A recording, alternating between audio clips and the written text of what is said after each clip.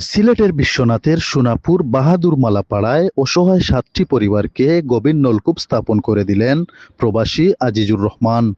সিলেটের বিশ্বনাথ উপজেলার ১ নং লামাকাজি ইউনিয়নের সোনাপুর বাহাদুর মালাপাড়ায় ৭টি অসহায় পরিবারকে বিশুদ্ধ পানির সুব্যবস্থা করে দিয়েছেন মানবিক সংগঠন সোনাপুর চ্যারিটি গ্রুপের প্রতিষ্ঠাতা যুক্তরাজ্য প্রবাসী আলহাজ আজিজুর রহমান।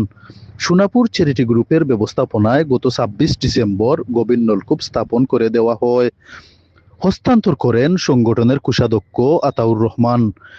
এই ডিপ টিউবওয়েলটি পরিবারগুলোর জন্য একটি মহান উপহার হয়ে দাঁড়িয়েছে। বিগত ৩ থেকে ৪ বছর ধরে নিরঞ্জন দাস, বীরু দাস, সত্য, স্বপন, বিজয় এবং সমীরণ সহ ৬০টি পরিবারের সদস্যগণ বিশুদ্ধ পানির অভাবে দুর্ভোগ পোহাচ্ছিলেন।